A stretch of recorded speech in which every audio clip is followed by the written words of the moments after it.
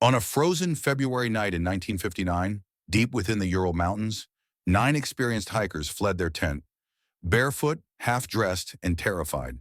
Hours later, they would be found dead, scattered across the snow, their bodies bearing injuries no wilderness could explain.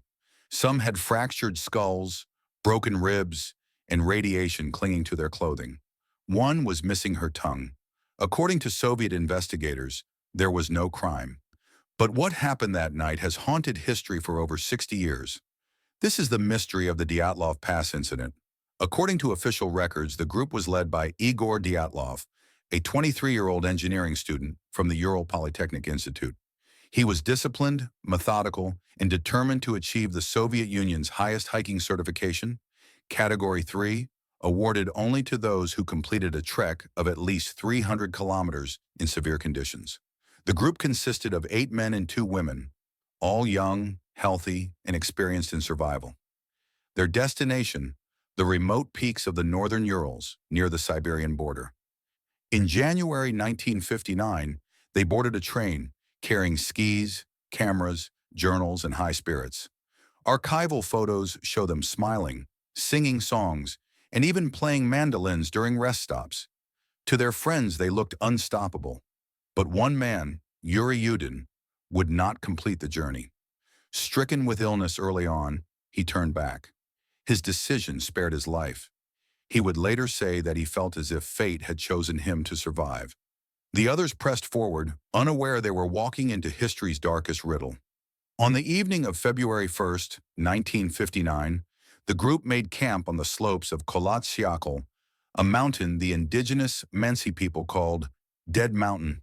The wind howled, temperatures dropped to minus 30 degrees Celsius. For reasons still debated, Dyatlov chose to pitch the tent on the mountainside rather than in the forest below. Perhaps he wanted to practice camping on exposed terrain, or perhaps they simply ran out of daylight. That night, something happened. What we know is this. The hikers cut open their tent from the inside. They ran into the blizzard without boots, without coats, some dressed only in their underwear. 9 souls vanished into the storm. When the group failed to send their expected telegram, families grew anxious. But it was not until February 20th, nearly 3 weeks later, that a search party was organized. Students, teachers, and eventually military units scoured the snow-covered wilderness. On February 26th, rescuers found the tent. It was half-buried, slashed open from the inside. Inside were boots, jackets, cameras, and food, untouched. Outside, footprints led downhill, bare feet and socks fading into the white distance. Soon the first bodies were found beneath a cedar tree, nearly a kilometer away. Yuri Doroshenko and Georgy Krivonishenko lay in their underwear, shoeless, their hands burned as if they had grasped fire. Nearby, branches were broken, several meters high, as if someone had tried to climb in panic. Between the cedar and the tent, searchers discovered 3 more bodies. Dyatlov himself, Rustem Slobodin, and Zina Kolmogorova. Their poses suggested they had been crawling back toward the tent, but 4 others remained missing. 2 months later, in May, melting snow revealed the remaining bodies in a ravine. The scene was ghastly. Lyudmila Dubinina was missing her eyes and her tongue. Her body was dressed in fragments of others' clothing, strangely cut and torn. Nikolai Thibault Brignol had his skull shattered. Semyon Zolotaryov and Alexander Kolovatov had broken ribs, as if struck by a force greater than any avalanche. The injuries were violent, but there were no external wounds, no cuts, no bruises. According to medical examiners, it was as if their bones had been crushed by an immense pressure. And then came the most chilling discovery: traces of radiation on their clothes. According to official records, the Soviet investigation opened in late February 1959. From the very beginning, it was shadowed by confusion and secrecy. The lead investigator, Lev Ivanov, examined the scene and later wrote that the hikers had died due to an unknown compelling force. Yet that phrase, so ambiguous, only deepened the mystery. Autopsies revealed disturbing details. Rustem Slobodin's skull bore a fracture consistent with blunt force trauma. Zinaida Kolmogorova's arms showed defensive bruises, as though she had fought someone off. And the bodies in the ravine, as noted, had injuries more severe than a car crash. And yet, there were no external wounds. The skin was intact, uncut. The official explanation? Hypothermia. But as Ivanov himself admitted years later, he had been pressured to close the case quickly. Witnesses were told not to speak. Photographs disappeared. Files were locked away under Soviet secrecy. The first and most enduring explanation is the avalanche theory. The hikers may have feared a snowslide. Perhaps they cut their tent open to escape. Perhaps in their panic, they fled without proper clothing and froze in the storm. It is logical, simple, tragic. But there are problems. The slope of Kholat Shakal is shallow, not avalanche-prone. No signs of a slide were found. The tent remained partially standing. And the injuries, the shattered ribs, the crushed skull, did not match what one would expect from snow alone. Even modern simulations have failed to prove the avalanche theory beyond doubt. To many, the avalanche explanation feels less like the truth, and more like an official story crafted to bury uncomfortable questions. Another theory points to the Mansi people, the indigenous inhabitants of the Ural Mountains. The hikers' route cut through land sacred to the Mansi. Some suggested that the group had angered them, perhaps by trespassing, perhaps by disrespecting the spirits of the mountain. According to folklore, Kholat Shakal, the mountain of the dead, was cursed. For centuries, the Mansi warned outsiders not to linger there. And yet, investigators dismissed this theory. No footprints other than the hikers were found. No weapons, no signs of a struggle. Still, rumors persisted. Some whispered of ancient rituals, of shamans guarding forbidden ground. Others saw the mutilations, the missing tongue, the missing eyes, as ritualistic. But as with all things in this case, nothing was proven. Perhaps the most chilling possibility is this: the hikers were not killed by nature, but by their own government.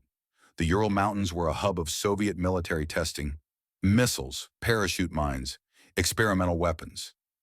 Witnesses in nearby villages reported strange glowing orbs in the sky that night, lights that floated silently, then vanished. Soldiers confirmed that weapons tests were underway in the region. If the hikers stumbled upon a secret experiment, their fate may have been sealed. The injuries match those of blast waves. The radiation, too, is consistent with weapons materials. And the state's strange behavior, the rushed investigation, the sealed files, suggests a cover-up. One theory holds that the hikers were mistaken for spies. Another that they were accidentally killed in tests and the government concealed the evidence. Lev Ivanov himself admitted, decades later, that he believed UFOs or secret weapons were responsible. He was warned never to publish such claims while alive. There are theories too strange, too terrifying, to be ignored. Some believe the hikers encountered something not of this earth. Eyewitnesses in the Urals reported fireballs, silent, glowing spheres crossing the sky. The hikers' journals mention strange lights seen days before the tragedy. Others suggest infrasound, a low-frequency vibration produced by wind, capable of inducing panic and disorientation. Could an invisible hum have driven them into madness, fleeing their tent without reason? And then there are whispers of darker forces, the mountain's cursed name, the mutilations, the missing tongue.